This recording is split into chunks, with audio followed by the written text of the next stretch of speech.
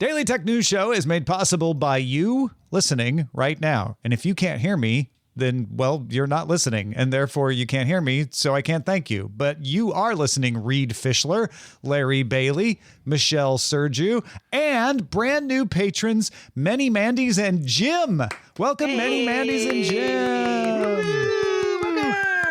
Always good to have new patrons. On this episode of DTNS, new data implies console gaming is dying. Scott tells us it isn't dying, but it is changing, metamorphosizing, you might say. Plus, the UK goes after Microsoft over Copilot Plus recall feature. And would you pay for a better Amazon Echo? This is the Daily Tech News for Wednesday, May 22nd, 2024. In Los Angeles, I'm Tom Merritt. And from Studio Animal House, I'm Sarah Lane. In Salt Lake City, I'm Scott Johnson. And I'm the show's producer, Roger Chang. Oh, my goodness. Everyone's mad at Microsoft. And we're going to dig into why you might be like, I'm not mad at Microsoft. Yes, you are. You are very mad at Microsoft. And we will explain why after we give you the quick hits. Humane, makers of the pretty poorly reviewed $700 AI pen that used generative models to respond to voice requests and projected some answers onto a surface, is looking for a buyer, according to Bloomberg sources. Humane is led by former Apple employees Imran Chowdhury and Bethany Bongiorno, but Bloomberg sources say that the company wants between $750 million and $1 billion for its technology. I bet Marcus Brownlee would be interested. I'm kidding. I don't think so. Yeah, possibly not. Chinese leader Xi Jinping has a new chatbot, or rather there is a chatbot based on Xi Jinping thought, according to a report by the Financial Times. It includes more than a dozen books attributed to Xi Jinping. This is more than just musings. Xi Jinping thought is the third dogmatic publication attributed to a Chinese leader following Mao Zedong and Deng Xiaoping. Their philosophical writings have been incorporated into the list of fundamental doctrines of the Chinese Communist Party. The training set also included government regulations, policy documents, state media reports, other official publications, stuff like that. It is limited to being used at a research center under the purview of the Cyberspace Administration of China. So you can't just, log on anywhere in China. But maybe they will someday. They say they might eventually release it for wider use. Spotify is debuting a new look. Doesn't really change anything audio-wise, and maybe you won't even notice unless you like fonts, because Spotify has a new typeface. It's called Spotify Mix, and it's called, as it's called, and it's going to replace the circular typeface that you might be familiar that Spotify has across its apps and desktop experiences up until now. Spotify Mix was developed with Berlin-based foundry Dynamo typefaces to make a sans serif typeface that blends features from both classic and contemporary styles. The text in Spotify's logo is also going to use the new typeface. Oh. So, if you feel like things are looking different, you're not crazy. I await the rage. Anytime someone changes the typeface, there's always rage. Mm-hmm. Back in April, Google announced it would make its Magic Editor and other AI-powered tools free for all Google Photos, Android, and iOS users. If you don't remember, Magic Editor has the Magic Erase feature, lets you move, resize, or erase parts of a photo, as well as apply contextual presets, stuff like that. Pixelate and Pixelate Pro folks already had this at launch, but now the older Pixel owners, 6 and 7, are starting to get it as well, and eventually it's going to come to iOS Google Photo users too. All users will get 10 Magic Editor saves per month, unless you pay for a Google One Premium plan or use a Pixel. CNET got a hold of a memo that T-Mobile's president of Consumer Group, John Fryer, sent to employees explaining charges for some customers are going to increase, starting with their June or July bills. Now, exactly which plans are affected, not very clear right now. Fryer specifically wrote that those on T-Mobile's Go 5G plans will not see price increases. Those are their newer plans as far as what T-Mobile offers, nor will those on T-Mobile's price lock guarantee. As part of its merger with Sprint, which was completed back in 2020, T-Mobile was legally required to not raise prices for 3 years. So that was last year. Has since introduced Go 5G, Go 5G Plus, Go 5G Next, which has been pushing to replace older plans. The UK Information Commissioner's Office, or ICO, wants to know more about Microsoft's recall feature for Copilot Plus PCs. We talked about this on Monday's show. Specifically, well, we talked about what it is on Monday's show because it was part of Microsoft's announcement. Specifically, the ICO wants to understand the safeguards that are in place, if there are, to protect user privacy, since recall can log all of your activity and then use the Copilot model to return answers about things you've done. Maybe something that was said in a meeting that you just didn't jot down, a recipe you looked for. In theory, these searches are better than an index search because the model can understand more vague requests. Maybe you looked up a blanket, but then you closed the tab and you just can't remember the name of the store. So stuff like that. Yeah, you could say, like, what was the blue blanket I looked at recently? And supposedly Recall will be able to be like, oh, it was probably this, and then show you the website. The knee-jerk reaction to that convenience is rage. Nightmare privacy violation. I don't want to give Microsoft all this data about me. That's ridiculous.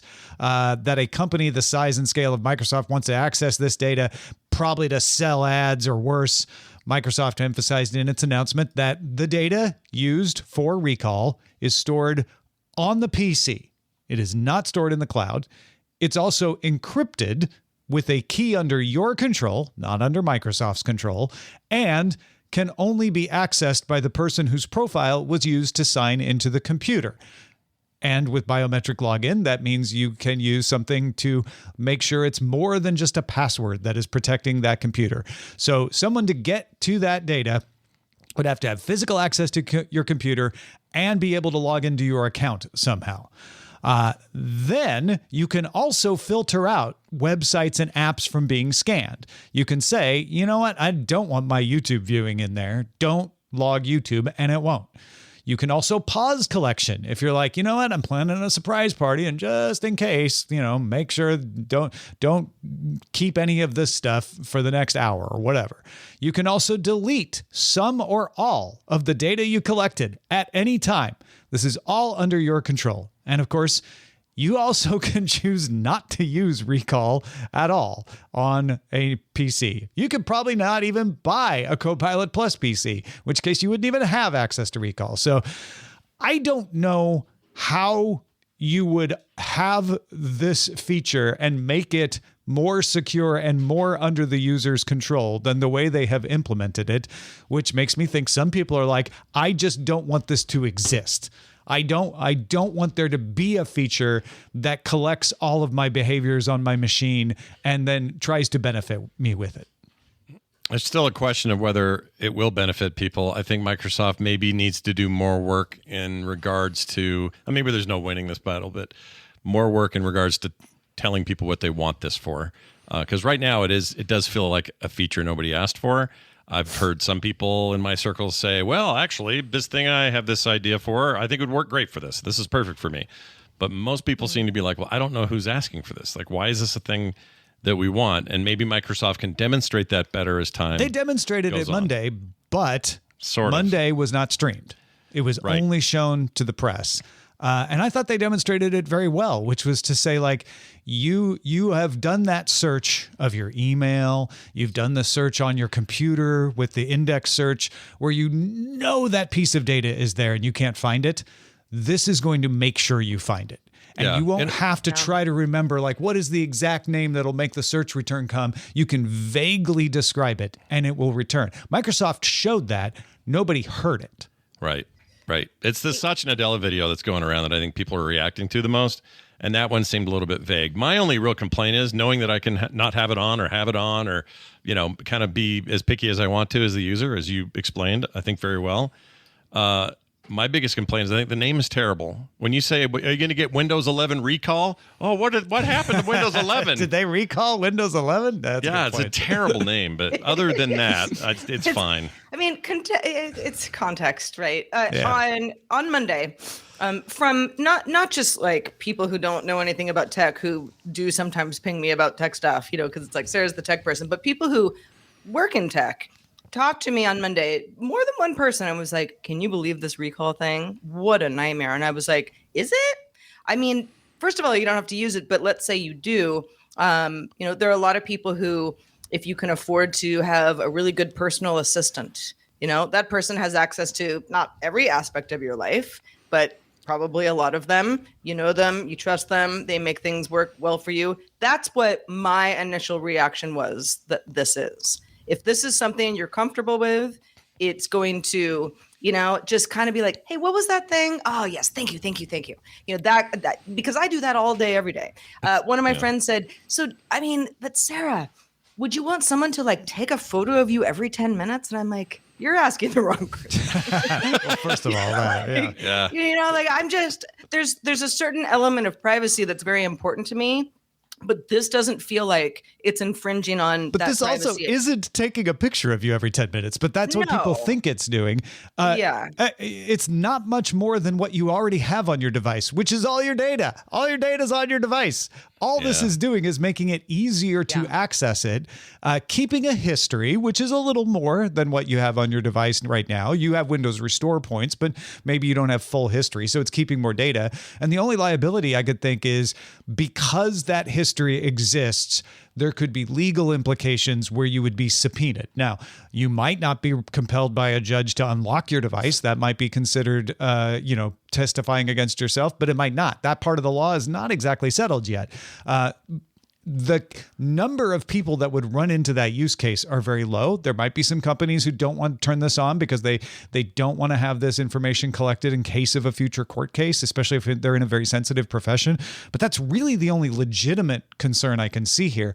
All the rest of it is like, no, everyone just doesn't trust. They're like, well, Microsoft will eventually put this in the cloud, right? And I'm like, sure, I guess maybe. And when they do, stop it, turn it off. But right now it is very, very, very much under your control. And I know that 3 varies don't make it more vary, but I just had to say it that way. Yeah, there was one, because I was trying to sort of figure out where some of this rage was coming from. Like, okay, what are you specifically worried about happening?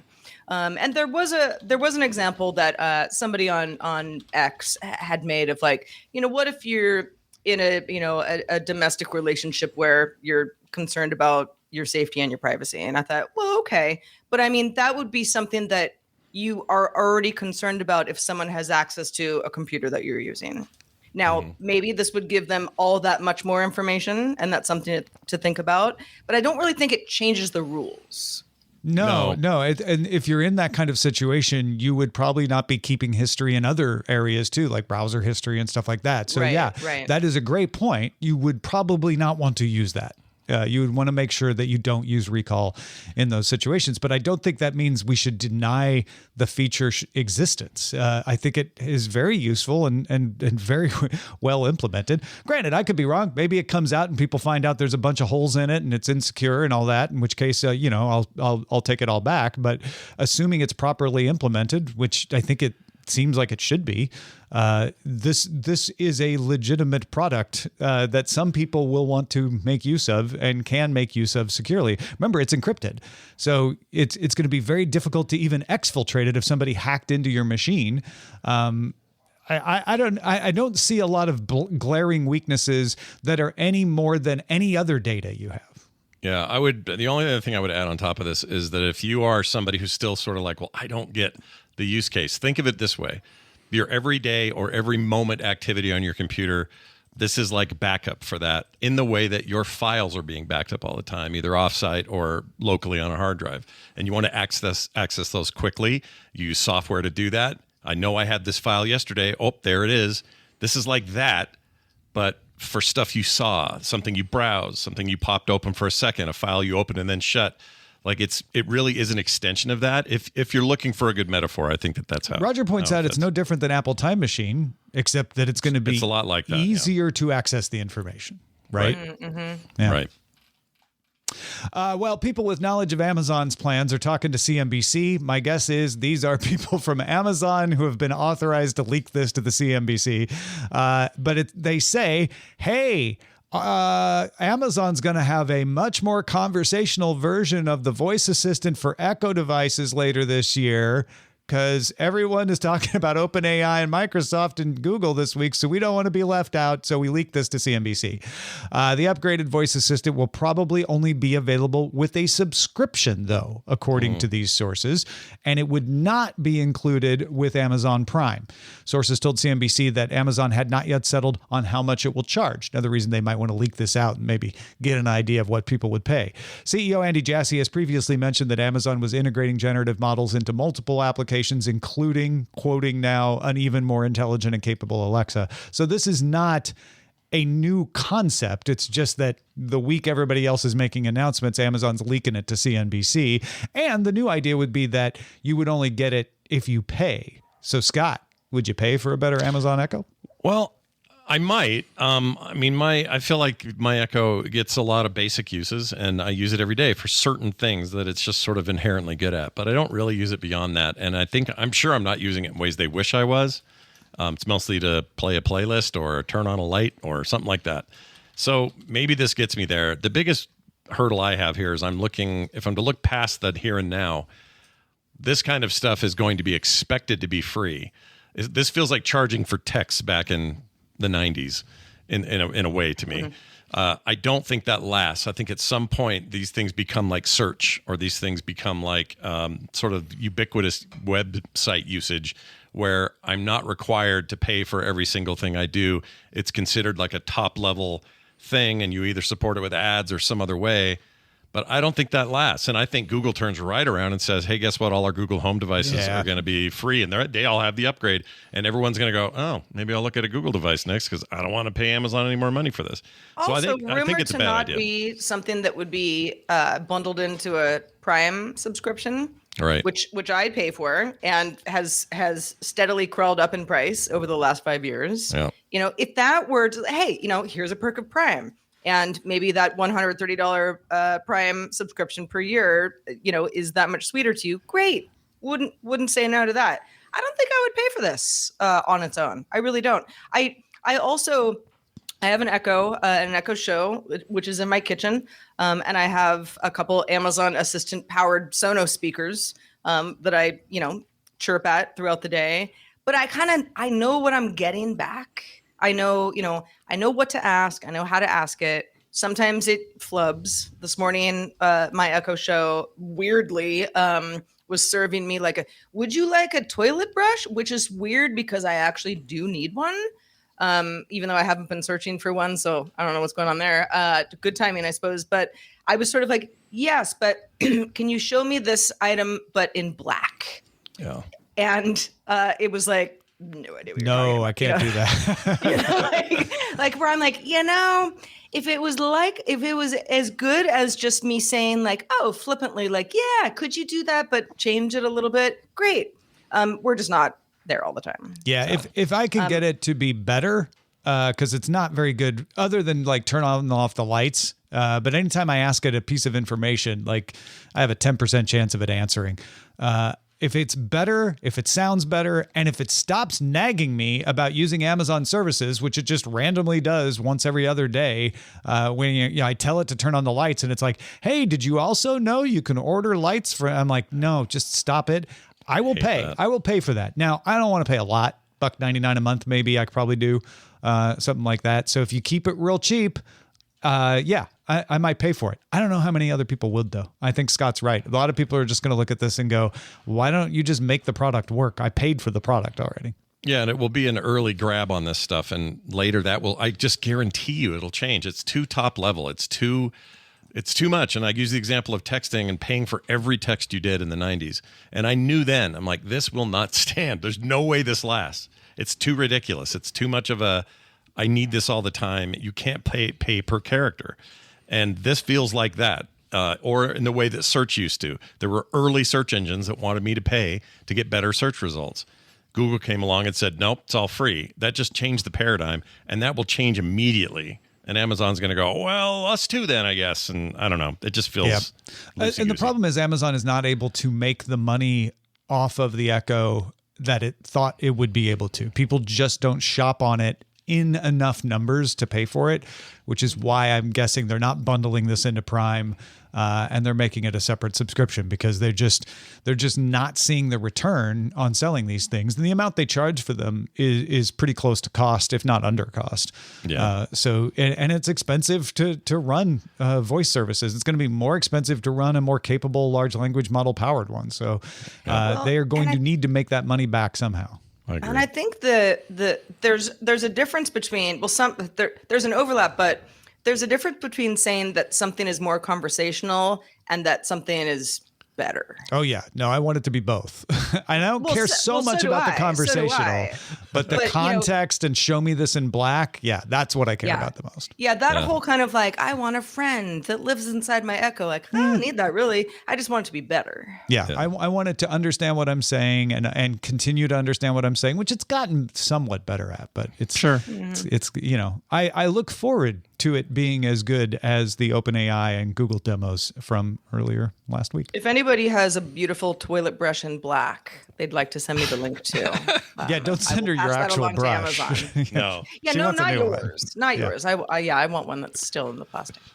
What would you like to hear us talk about on the show? More about toilet brushes? Less about toilet brushes? Something related to toilet brushes or unrelated to toilet brushes? Let us know in our subreddit. You can submit stories and vote on them at dailytechnewsshow.reddit.com.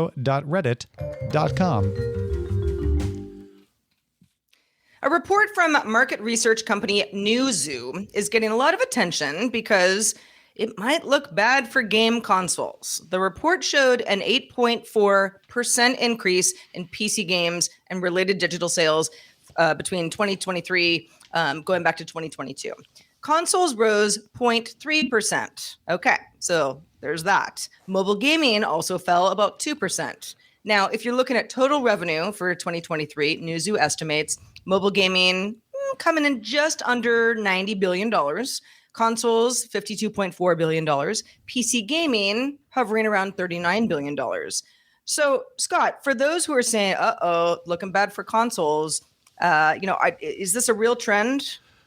Well, there's definitely a trend happening, and I have a couple of theories, and some of it I think is based on the facts, and some of it might be just wishful thinking on my part. But I do see some changes happening in that business, and in particular, what we're seeing is a kind of homogenization across the entire business. That includes everything from engines that are unified across platforms, things like Unity and Unreal. They are designed from the ground up now to be things that can be used to build games everywhere.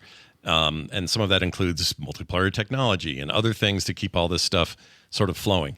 That means that if you buy something on mobile, or you buy it on PC, or you buy it on desktop or a console or something, for all intents and purposes, you're getting roughly the same experience. Now, there's all sorts of arguments to be made about no controllers on phones. How can you use touchpad there? We can get into those nitty gritties, but I don't think this is indicative of that. What this is telling me is that they're all basically PCs at the end of the day. These consoles are all based on x86 architecture. They use GPUs that are very similar to GPUs that are equivalent on the PC side.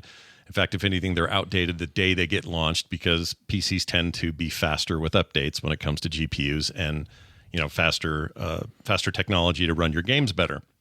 So as a result, you have the PC looking more and more like its purists have always said, the better place to play your games. But now it's becoming practical. These devices are less expensive than ever. When I say device, I mean computer. Everyone kind of needs or has a need for a computer for the most part. So you've already kind of got one. And they come capable. They used to be, well, if you want to play games on this, expect to spend this much more and buy all these extra parts and, don't go to Walmart or whatever. It's not so true anymore. You can kind of go to Costco, Walmart, Sam's Club, whatever, and buy a PC that you don't even intend to game with that is capable enough to run a lot of games. Now, will it do the latest and greatest ray tracing? Will it be the ultimate? No. But really, neither are these consoles 3 years on. So I think that there's just sort of a feeling in general with the gaming public where they're like, well, why don't I just do this anyway? And if they really want to get crazy with it, they buy Steam Decks and ROG Allies and these other portable devices with their own screens that run their games in a unified ecosystem like Steam or Epic or Windows Store or any of those things. And they get to take that stuff with them, plug it into TVs and whatnot. So all of those lines are being blurred. We used to have these differences of It's a little plastic thing that you would buy, and the reason you got is the graphics were better than you got on PCs. Well, that's not true anymore. In fact, it's the opposite now. You're starting to see the loss of exclusives being a big deal on consoles, whereas it was very important that if you didn't get a PlayStation, then you weren't going to get these very specific games. And that's changing on PlayStation, certainly on the Xbox side. Maybe not Nintendo so much, but they're kind of their own case, and they go by their own timeline. We'll see how they end up in the future. But overall, you're seeing these exclusives either come out day and date on PCs and other consoles, or sometimes with a bit of a delay, 6 months, a year, but they still end up in these places. And a lot of gamers are just okay waiting because they have a giant backlog. So there's like a lot of factors involved. Obviously, we're not at the same number. As you mentioned, 39 billion in the PC market, consoles at 52.4. I mean, I remember in the entire industry, it was around 10. So I'm starting to feel old. But that those numbers aren't quite lining up, obviously. Mobile outpacing all of it. And everybody's still chasing that tail. But as you mentioned, that's 2% down year over year for that period. So I don't know. A lot of it is sort of up in the air. Roger, I know you and I follow a lot of these same sort of trends and have interesting thoughts about them. Do you think, personally, I don't think this to answer Sarah's question, I don't think this threatens consoles so much. It just shows that the future is more of this homogenized shared space where platforms matter less than services and games. I think what happened is around, and this is about 10, 15 years ago, I'll wind it back real quick. The reason why we had video game consoles at home was because there was a technological limitation. In other words, in order to produce the kind of gaming that you wanted, that you got out of a console and a home computer, you had to spend a lot of extra money on chips that weren't always used. And consumers weren't willing to pay that because I don't play games on my computer. I will buy a Sega Genesis. I will buy a Super Nintendo. We are at the point where basic computer hardware will perform most of those functions equally as well as what you were saying, Scott. Mm-hmm. So there really isn't a need to have a siloed technological base, right? An Xbox has, an x86 or a PS3, PS4 has an x86, a Nintendo Switch has an ARM processor and an NVIDIA chip. That reason has gone away. So what you're going to going forward, what you're going to have separate all these platforms is really not just services, but the games or the games and the style of gameplay that you can provide. And for a lot of people, PCs are just a flexible thing. If I can get everything I want off Steam, off Epic Game Store, why would I turn to a console? A really good friend of mine, they moved over to a gaming PC because they have a young child and they don't play as much. So having something connected to the TV is one less thing for the kid to grab and drag around. But it's also a very flexible environment. I can justify buying a new GPU for my PC because it's for work. Right. I need to stream the show. So you can tell yourself a lot of things that you'll spend money on, but when it comes to game consoles, it's a little less. Like game consoles don't even really make good set-top streaming boxes compared to like a $100 Chinese, Android box. Yeah. That's a whole other aspect of this I didn't even think about. But is there still value to having a box under your TV that does all your stuff? Absolutely. But when it comes to gaming, you're just having less reasons why there needs to be this divide. It starts to feel weird, like, well, why are we even doing this? What is the difference between this x86 box under my TV and this thing I have in here? And actually now I can stream that someplace or to 10 different places, and I can have real-time gaming experiences on my phone that are streaming from my PC with Steam Link or something else. Like, there just aren't these hard edges anymore. The borders are blurry. And I don't think it means consoles go away, at least not in the very near term. I just think it means their business practices change.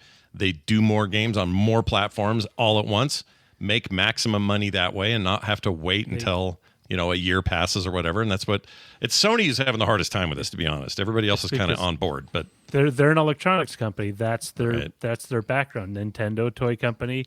Microsoft, software services company. Yeah. Microsoft's probably going to have the easiest time because they can sell you all their fun services. Yeah.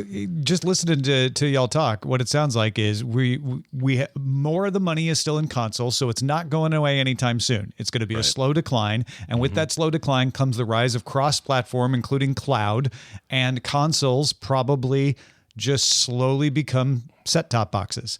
Something that's like, oh, you know what? I want to be able to play games on my TV without having to use another device.